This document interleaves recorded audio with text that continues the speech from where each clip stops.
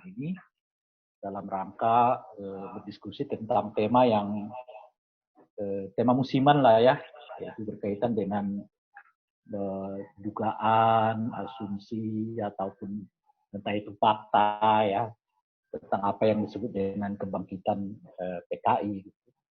Saya melihatnya dari aspek politik tentu saja ya. Nah, mengapa isu PKI ini selalu muncul katakanlah sekitar bulan-bulan September, tetapi jauh sebelum itu juga sebetulnya kita sudah merasa bahwa isu-isu PKI ini seringkali juga dipergunakan dalam berbagai momen ataupun dalam berbagai kesempatan begitu ya.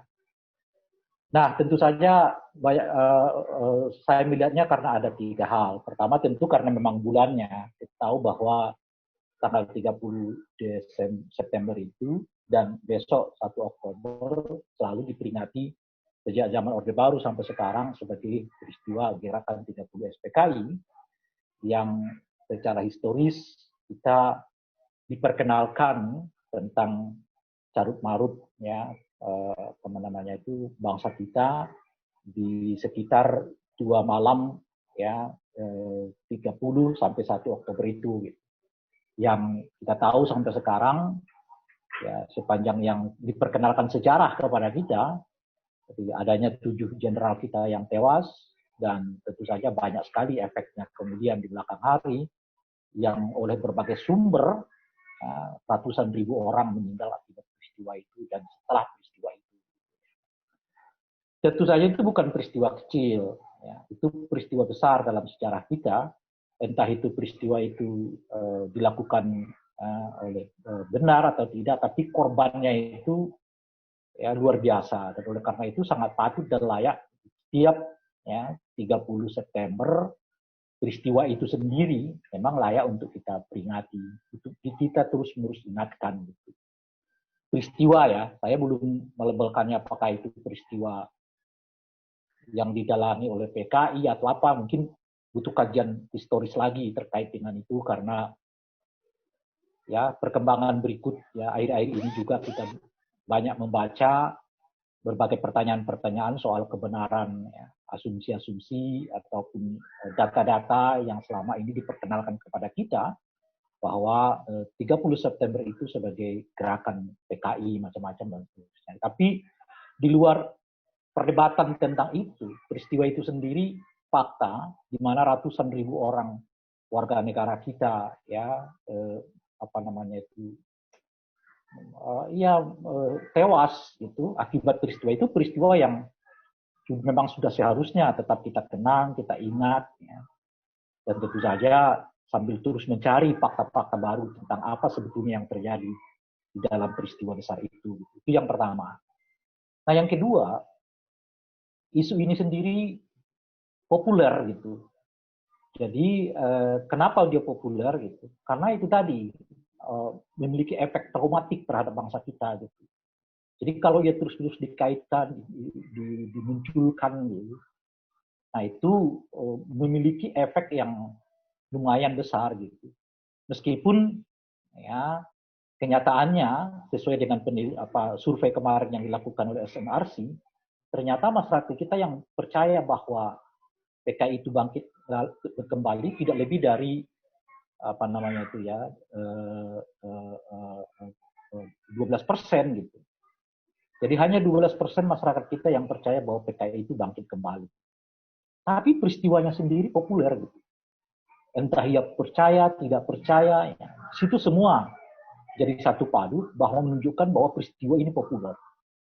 Nah ini faktor kedua, peristiwa yang sangat populer, gitu ya. Meskipun diyakini orang bahwa PKI-nya hanya bangkit, hanya diyakini oleh sekitar 12% dari total orang yang mengetahui ya peristiwa ini, kira-kira gitu.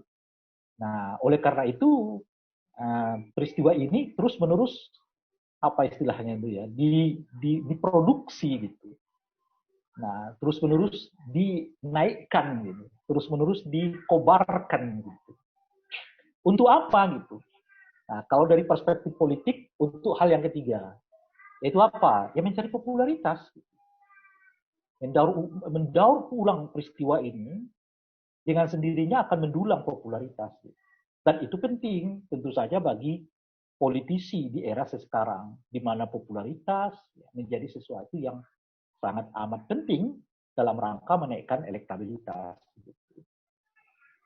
Nah, oleh karena itulah dugaan saya, hal yang seperti ini akan terus berulang, bukan hanya setiap tanggal atau bulan atau di penghujung bulan September dan mendekati Oktober, tapi bahkan di momen-momen tertentu akan diulang-ulang terus, mengingat faktor yang kedua, bahwa peristiwa ini sangat populer, sekalipun dia hanya diyakini oleh orang kebangkitannya 12%, gitu ya, tetapi yang ketiga, dan ini sangat menguntungkan kepada para politisi, ya, untuk apa? Untuk menaikkan popularitas dirinya. Nah, ini tiga faktor yang saya sebutkan tadi. Nah, yang faktor keempat adalah ikutan. Apa ikutannya itu? Berbiaya murah. Jadi kalau kita menaikkan isu bangkitnya PKI, gitu ya, akan membuat kita jadi populer, gitu ya. Pada saat yang bersamaan kita tidak perlu mengeluarkan banyak biaya untuk menaikkan popularitas kita itu. Gitu. Nah, karena ada tersedia 12% itu bagi politisi tentu bukan kecil, itu lumayan besar gitu. Karena umumnya partai politik kita pemenang pemilu paling hebat tuh dapat 23-25%. Belum ada yang sampai 30% sejauh ini kan. Jadi kalau 15% dari total apa namanya masyarakat pemilih katakanlah begini, mengetahui peristiwa itu, meyakini peristiwa itu terjadi, itu bukan suara kecil, itu suara besar itu. Dan oleh karena itulah dia terus-menerus dimainkan sebagai isu politik ya oleh khususnya para politisi, karena faktor yang keempat tadi, berbiaya murah, ya kan? Cukup sebutkan saja kebangkitan PKI gitu ya. Nah, ya orang akan serta-merta melihat Anda, mendiskusikan Anda, dan pada tingkat tertentu akan merapat juga kepada Anda. Nah, oleh karena itulah, ya, tidak terlalu mengherankan kalau politisi yang sedang mencari tanda kutip ya perhatian, kalau ia memainkan isu PKI, maka dengan sangat cepat dia dikenal oleh masyarakat. Nah, ini faktor politiknya ya. Saya tidak berbicara apakah ini positif apa negatif, tetapi kalau dari perspektif ya, atau dari kacamata politik, dari kacamata penguatan politik saya, peristiwa itu menguntungkan secara politik, berbiaya murah, akan cepat menaikkan popularitas, gitu ya. Dan dengan sendirinya, pada tingkat tertentu akan mengumpulkan orang dalam satu barisan bersama dengan Anda. Nah, oleh karena itulah, ya, besar dugaan saya, isu ini nggak akan berhenti. Akan terus dimainkan, bukan hanya karena bulannya ya, September, Oktober gitu. Nah, tetapi juga karena pada momen-momen tertentu di mana isu ini efektif untuk digunakan, itu akan dipergunakan sedemikian rupa oleh para politisi.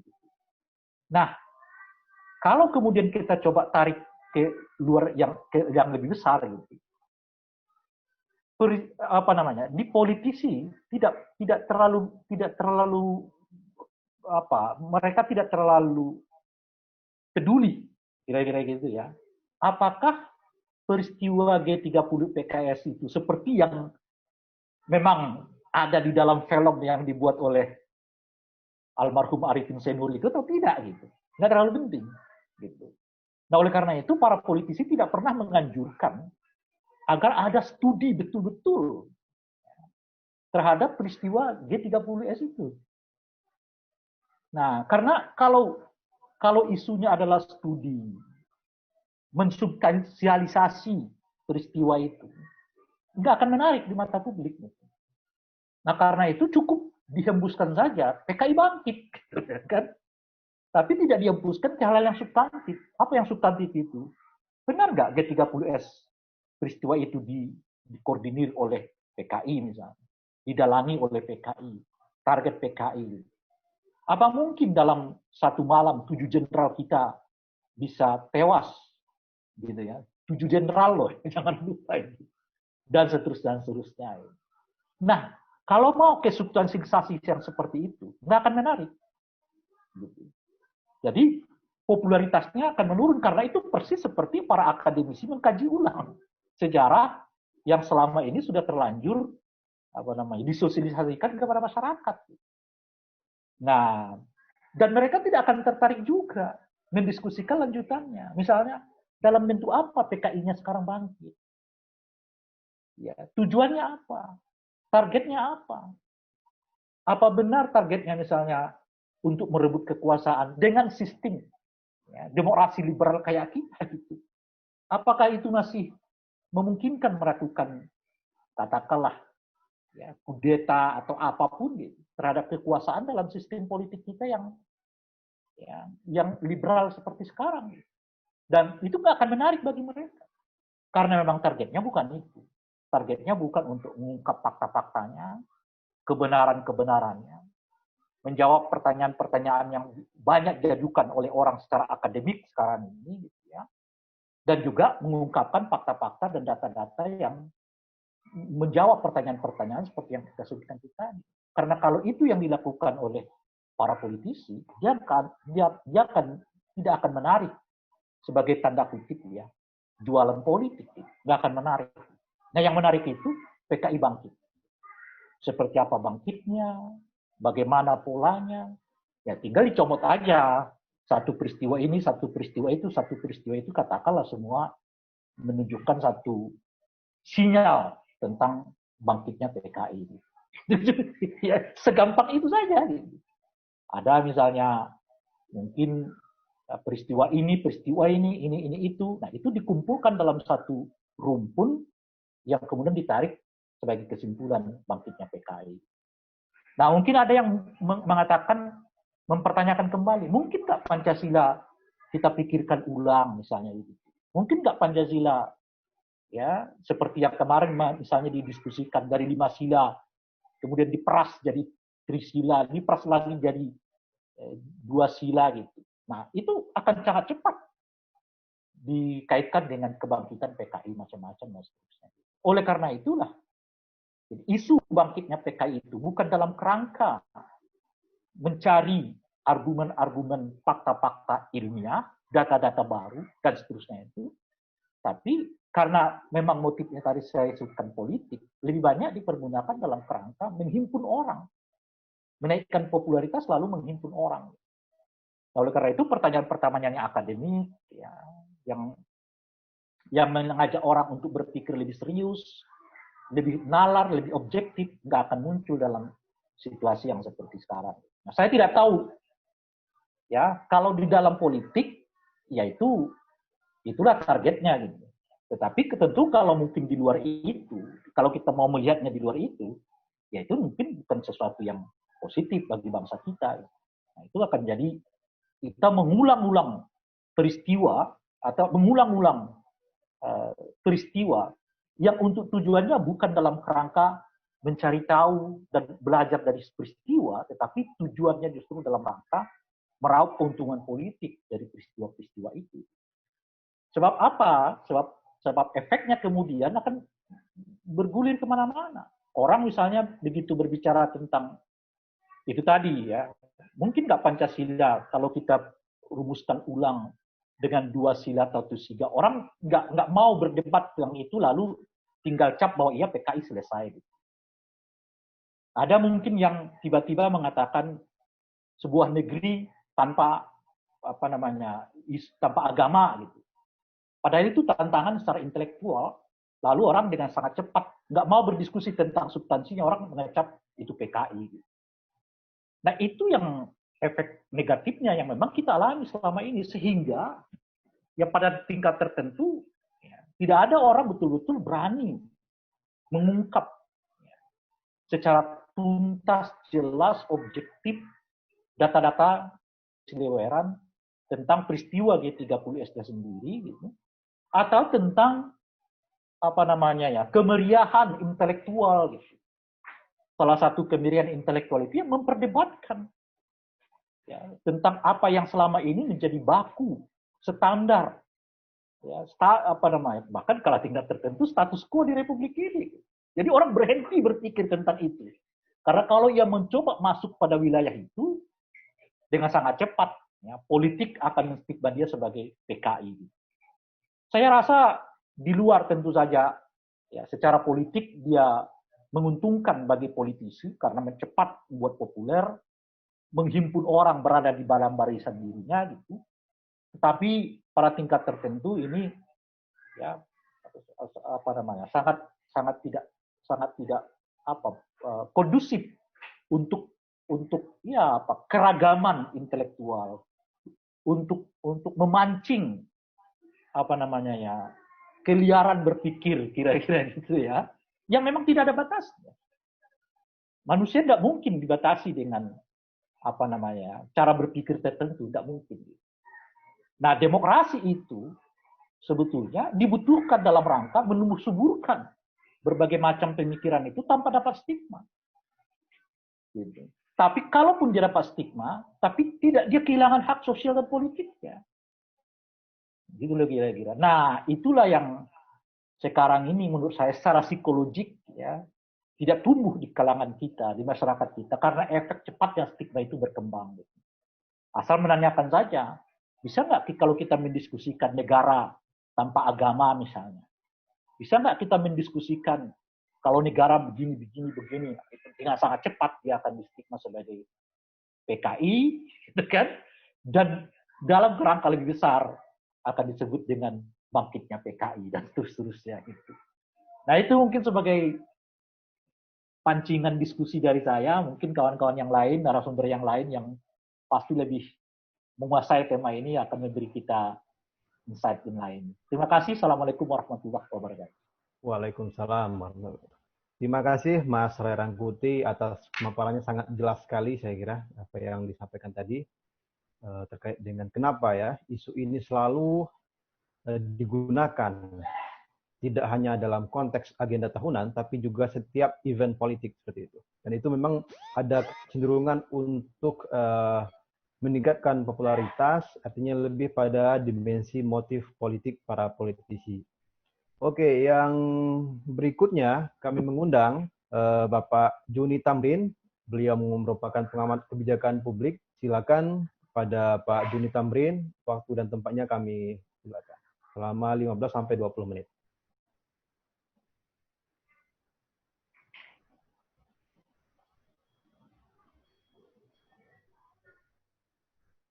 Masih mute Pak, itunya mikrofonnya belum nyala.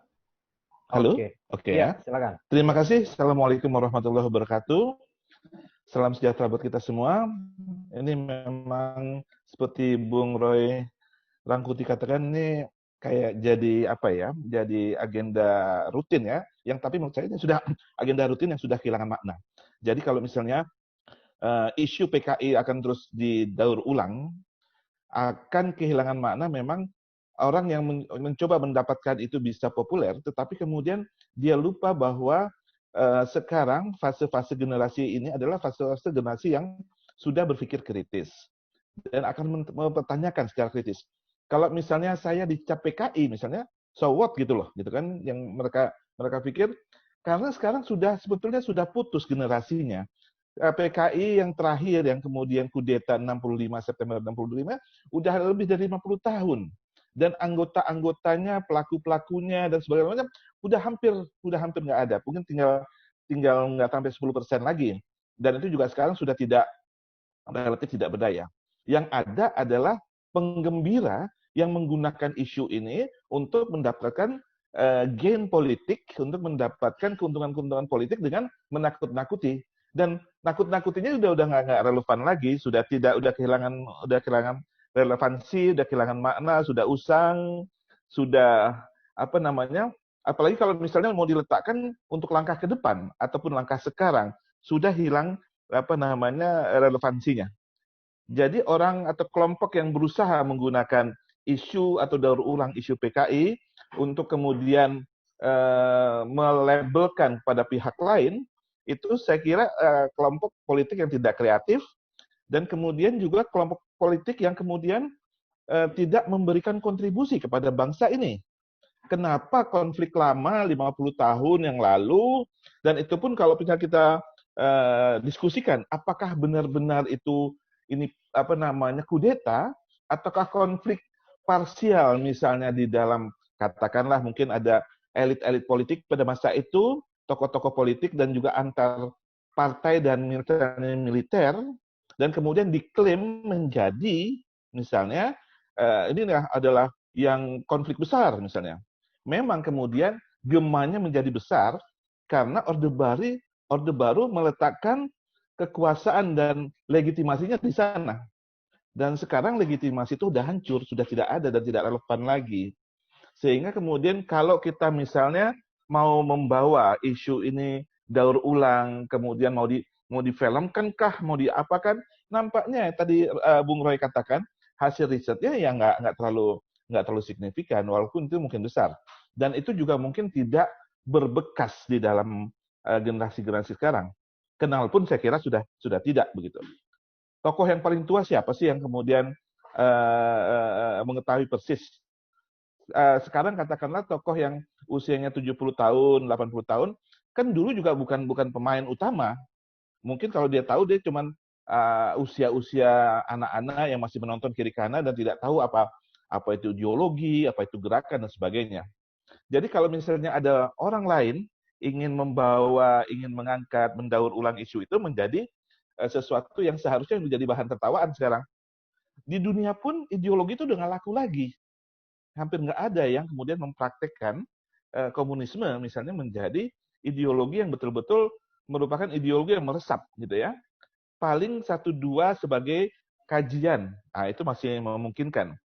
Dan kalau kita lihat itu bagian dari konflik elit partai, sedikit orang, kemudian apakah itu internal juga. Cuman keberhasilannya pada saat itu Orde Baru berhasil meletakkan itu, kalau katakanlah melakukan, dia mendapatkan keuntungan besar, kemudian melakukan satu masifikasi yang besar, sehingga kemudian seolah-olah dampaknya adalah begitu besar. Tetapi kalau dilihat dari situasi sekarang, misalnya, konflik-konflik itu bisa dinetralisir. Dan saya mengusulkan agar supaya produktif bangsa ini, kita sudahlah tinggalkan itu, kita ingat sebagai satu peristiwa yang tidak harus diulangi, kita lakukan rekonsiliasi nasional, dan kita bersama-sama melihat ke depan lebih objektif, lebih inovatif, dan lebih lebih positif lah ya, positive thinking untuk membangun negara ini. Apalagi misalnya negara ini sekarang dan dunia sedang dilanda COVID-19. Dan ini kemudian efek ke depannya akan punya efek yang terutama untuk ekonomi dan kesehatan cukup besar. Dan kita semua akan mengalami resesi. Nah, apakah kita mau mendiskusikan hal-hal seperti itu yang tidak relevan, menghabiskan waktu dan sebagainya, dibandingkan kemudian energi positif kita pakai untuk memikirkan bagaimana menyelamatkan bangsa ini di tengah-tengah COVID, kemudian langsung kemudian mengembangkan satu kerangka berpikir yang konstruktif, di mana misalnya masyarakat, terutama kelompok miskin, itu kemudian bisa bangkit kembali. Kita kemudian bisa recovery dari situasi pandemi ini. Dan saya kira itu menjadi hal yang kemudian relevansinya tinggi dibandingkan dengan mengunyah-ngunyah sesuatu yang tidak relevan kembali. Nah, kalau misalnya sedikit saja bisa kita lihat kasus misalnya tadi 7 jenderal ya. Itu sebetulnya juga 6. Satu lagi kan Pierre. Pierre itu kan penjaga itu letnan pada saat itu ya. Dia kan penjaga dari itu Nasution. Jadi 6 jenderal. Kalau dilihat lagi mereka siapa? Semuanya angkatan darat dan semuanya adalah petinggi yang kemudian menghukum waktu itu Soeharto, yang menghukum kan angkatan Angkum ya, yang tertinggi ya. Karena kemudian Soeharto waktu menjabat sebagai Pangdam di Jawa Tengah melakukan bisnis yang tidak etis dengan Lim Siliong pada saat itu. Dan Soeharto mendapatkan hukuman. Nah, ini yang jadi korban. Jadi menarik ini.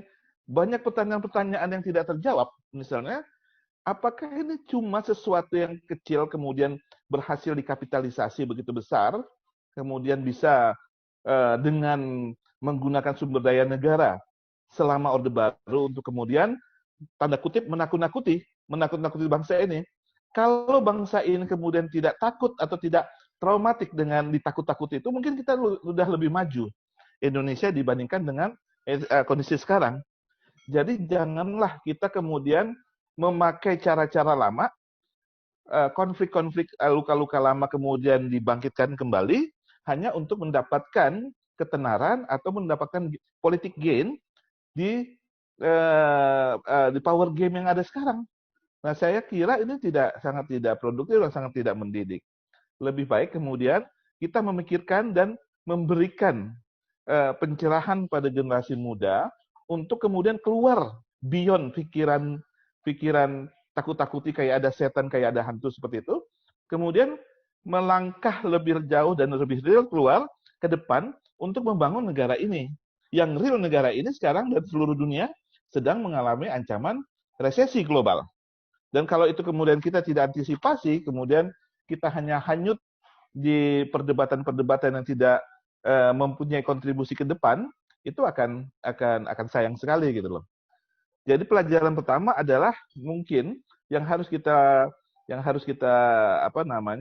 sampaikan kepada generasi muda adalah memang Indonesia mengalami proses itu.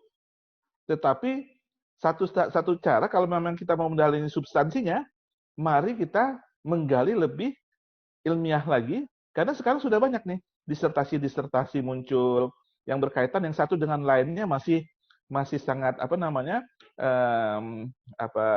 kontroversial, tapi bisa diteruskan dengan penelitian berikutnya. Tetapi jangan lupa bahwa hidup kita bukan yang lalu, hidup kita ke depan gitu.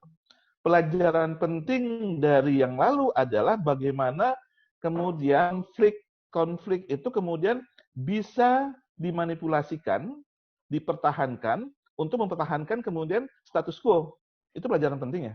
Jangan sampai kemudian cara-cara itu digunakan lagi. Jadi cara-cara itu digunakan lagi dengan mengangkat ulang isu ini hanya sebetulnya ingin masuk ke dalam power game ataupun power relations yang kemudian akan terjadi terutama menjelang pemilihan pilkada dan pilpres misalnya. Nah, biasanya isu-isu ini rame menjelang waktunya 30 atau menjelang ada kompetisi untuk pemilihan ini ini ke depan. Jadi untuk bisa kemudian kita keluar dari hantu atau kunyah-kunyah baru dengan ini, marilah kita berpikir rasional, marilah kita berpikir untuk negara ini, marilah kita kemudian melihat secara objektif, ya. Jadi saya kira bukan lagi kemudian terlibat menghabiskan waktu di dalam perdebatan yang kemudian sangat menguras energi tetapi tidak ada hasil. Nah, tantangan ke depan kita adalah seperti yang saya katakan soal kesejahteraan, bagaimana kemudian mendistribusikan dan menghasilkan kesejahteraan baru untuk masyarakat kita ke depan, tantangan baru, ya. Dan kedua, bagaimana kemudian akan mungkin tantangan kedua adalah dengan adanya perkembangan e-tax, ya, dengan robotisasi 4.0 dan sebagainya. Apakah kemudian Indonesia bisa mendapatkan manfaat atau tidak? Nah, ini yang harus dipikirkan ke depan.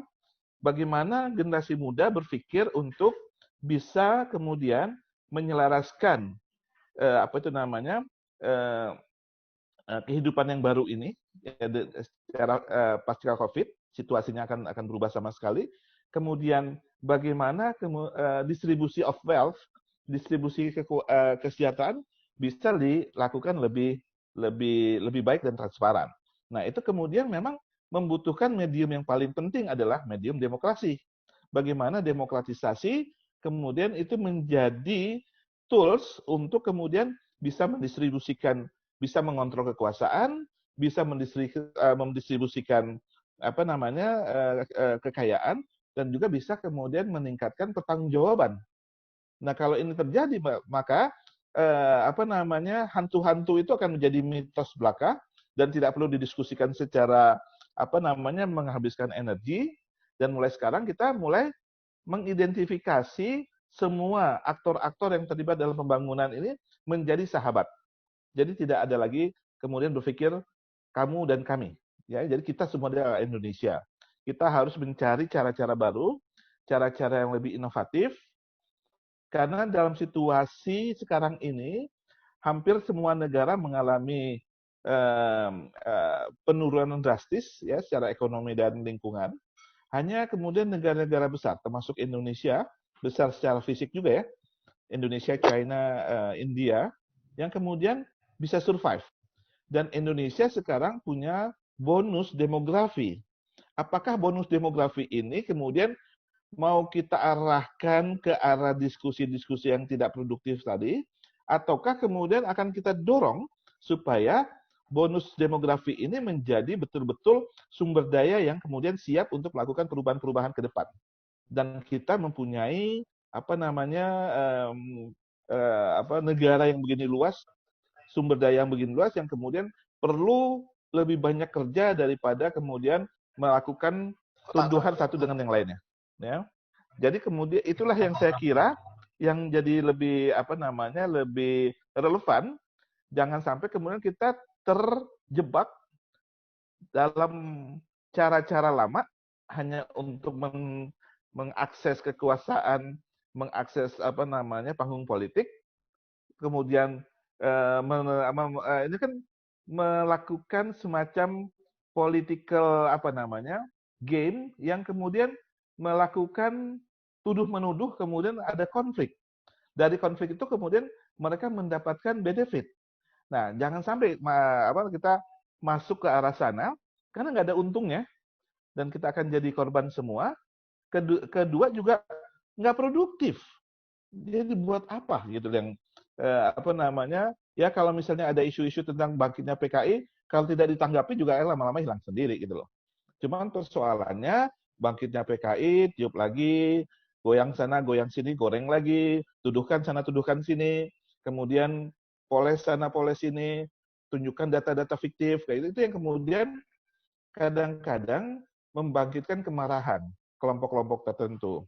Jadi saya kira kalau memang sudah di luar arena produktifnya, ya nggak usah lagi lah, mundur aja di belakang berpartisipasi secara positif. Dari karena kemudian menghabiskan energi anak bangsa untuk terlibat salah-salah menyalahkan, kemudian untuk kemudian saling membangkitkan intrik dan juga membangkitkan isu-isu ataupun ini yang tidak konflik-konflik yang tidak penting begitu.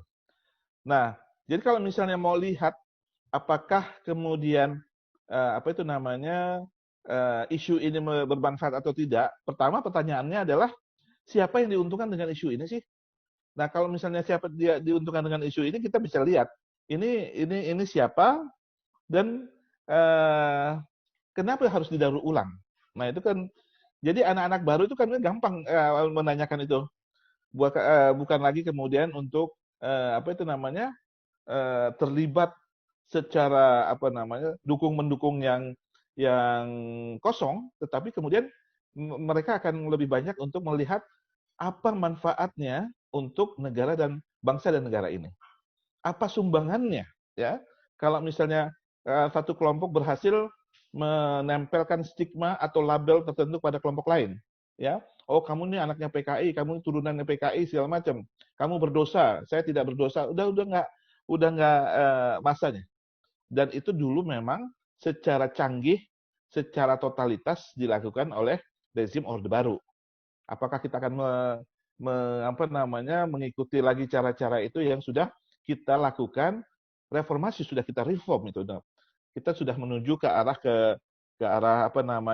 good governance, tata kelola yang lebih transparan, menghargai perbedaan, mendorong potensi bangsa dan sebagainya. Jadi saya kira isu ini sangat tidak relevan. Belum lagi kemudian pertanyaannya secara substansial, apakah memang sejarah itu benar? Karena waktu itu sejarah itu dipaksakan dan ditampilkan seperti itu dan tidak ada informasi tandingan. Cuma kalau kita mau diskusi lagi ke situ, kita membuka ini perdebatan yang ini, silahkan bagi mereka-mereka yang kemudian ingin mempelajari, ya, ingin mempelajari secara dalam, boleh ini kan sebagai satu exercise yang lebih apa namanya lebih menarik gitu. Tapi jangan habiskan seluruh waktu, energi hanya untuk kemudian kita hanyut di situ. Banyak sekali pekerjaan yang priority, yang high priority yang harus kita tangani saat ini, ya. Jadi yang sekarang ini adalah yang high priority adalah kita harus memasuki new era, bagaimana kita survive dengan COVID pandemi ini, kemudian kita survive secara ekonomi, nggak ada lagi kemudian bangsa Indonesia atau kelompok-kelompok masyarakat yang kemudian jamilah jatuh miskin lagi karena apa namanya COVID ini. Kalaupun ada, bagaimana upaya untuk menolong mereka? Kebijakan publik apa yang harus kita bangun agar kemudian mereka secara perlahan-lahan bisa bangkit dan bisa menjadi bagian dari bonus demografi untuk membangun Indonesia.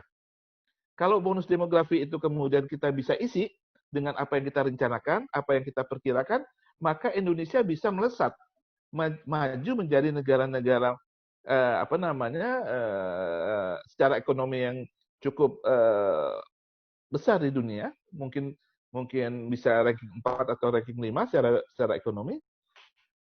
Nah, tetapi ini ada syaratnya. Syaratnya lupakanlah misalnya cara-cara lama yang kemudian hanya kemudian mengunyah-unyah lagi. Lebih baik kita memberikan dan menginvestasikan waktu produktif kita ke arah yang lebih substansial, ke arah yang lebih apa itu namanya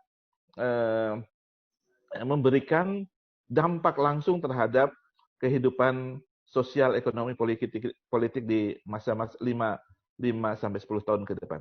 Terima kasih.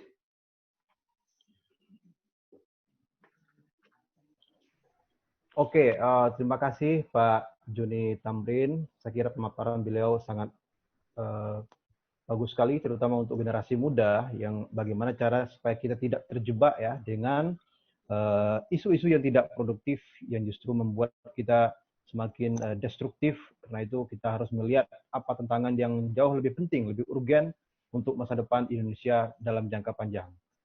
Oke, yang ketiga saya akan mengundang Kang Muhammad Nuruzzaman dari GP Ansor. Silakan Kang Zaman, waktu dan tempatnya. Ya, terima kasih. Assalamualaikum warahmatullahi wabarakatuh. Waalaikumsalam. Terima kasih moderator yang terhormat, narasumber, Bang Rai dan Pak Joni Tamrin.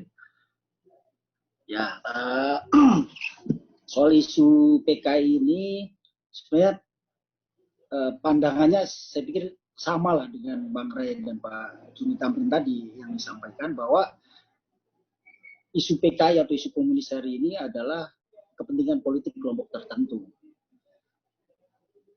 Sengaja dimunculkan dan ini selalu berulang setiap tahun, termasuk ada momen-momen politik penting. Misalnya dulu ketika Pak Jokowi maju di 2014 di pertama kali ya, itu juga isu PKI muncul. Kemudian padahal katanya saya mendapatkan informasi ketika Pak Jokowi maju wali kota maupun pilgub itu tidak ada isu PKI. Tetapi ketika Pak Jokowi maju presiden baru muncul isu PKI. Kemudian setiap tahun kita bisa menyaksikan setiap tahun dan di peringatan G30S selalu muncul isu PKI dikembangkan dan kemudian ada kejadian-kejadian yang seperti dalam tanda petik mengarah pada isu-isu atau pada bukti bahwa PKI itu ada di Indonesia. Ini kita bisa lihat, kita bisa saksikan hari ini ada penusukan, kemudian terakhir di Tangerang itu ada masjid yang dicoret-coret dan lain-lain.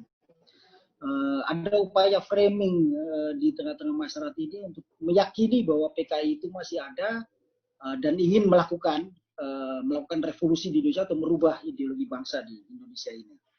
Sebenarnya jangankan itu ya, belakangan saja kami baru saja melaporkan Ustadz Faisal Tanjung kalau tidak, bukan Faisal Tanjung, Ustadz siapa namanya lupa saya, Alfian Tanjung, yang di dalam ceramahnya menyatakan bahwa anggota Banser dan Ansor disusupi PKI, anak-anak PKI.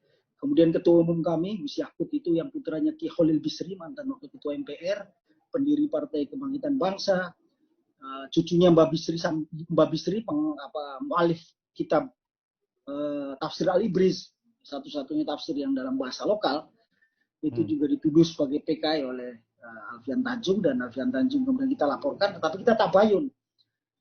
Dia meminta maaf dan tidak mau mengulangi, kemudian juga kita selesai dengan karena permintaan maaf secara terbuka. Artinya bukan hanya isu kami saja yang orang Muslim dituduh karena persoalan beda politik dituduh sebagai PKI. Persis sebenarnya yang disampaikan oleh narasumber tadi, bahwa PKI ini kan atau komunis ini sebenarnya adalah ideologi gagal yang sudah tidak ada di dunia ini. Dulu kita tahu tahun 80-an misalnya Francis Fukuyama menulis buku The End of History bahwa musuh komunisme sudah hancur. Di Rusia tadi dijelaskan Pak Juni Tamrin sudah tidak ada.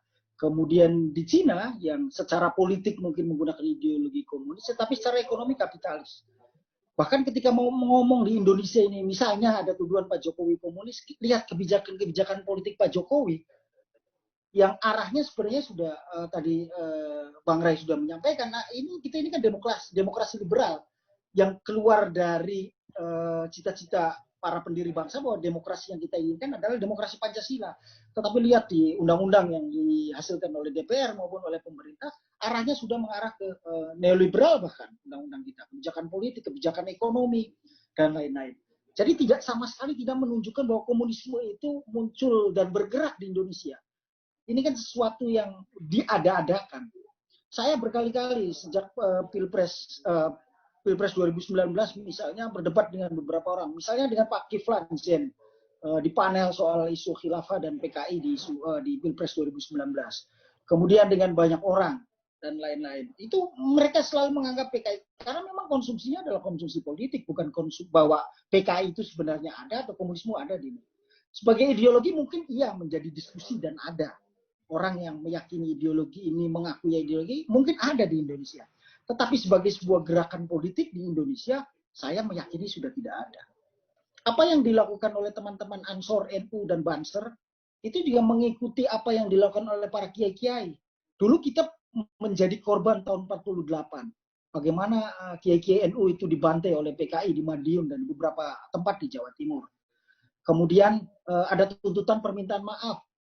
Gus Dur menyampaikan permintaan maaf karena tahun 65 ini sebenarnya tidak hanya PKI, tetapi lebih banyak korban yang di PKI-kan dalam tanda petik, masyarakat yang tidak paham. Kemudian kita melakukan rekonsiliasi secara kultural. Teman-teman NU Muda melakukan rekonsiliasi, bertemu di grassroots, berdiskusi dengan mereka, rangkulan dan melakukan kerja-kerja sama sebagai sebagai upaya agar bangsa ini tidak melahirkan kebencian-kebencian baru, tetapi bersama-sama untuk membangun bangsa ini lebih baik. Nah, ini yang kita lakukan, dan kita punya sejarah yang cukup pahit dengan terjadi pembantaian 65, dan kami mengakui kami menjadi salah satu bagian di proses terjadi gesekan grassroots itu. Kalau tidak kami yang melakukan, tentu kami yang akan dibantai. Atau ya saya tidak mau, takutnya ini muncul di media ya, tapi kalau tertutup diri saja, off the record misalnya, kami tahu bahwa kami dimanfaatkan oleh dalam tanda petik pihak-pihak tertentu ketika tahun 65 dan banyak yang ditulis. Kami juga mengeluarkan buku putih tentang PKI dan NU mulai dari 48 dan 65 ketika ada tuntutan bahwa kami disuruh minta maaf. Ya, mereka minta maaf dulu dong ke kami tahun 48, mereka membantai kami. PKI maksud saya, PKI membantai NU. Dan tahun 65 ada pihak ketiga yang mengompori kami dan kondisi politik yang memungkinkan terjadi persoalan itu. Dan kita harus catat menurut saya siapa sekarang, tadi Bang Ray menyampaikan ada 12% warga negara Indonesia yang percaya bahwa PKI akan bangkit lagi.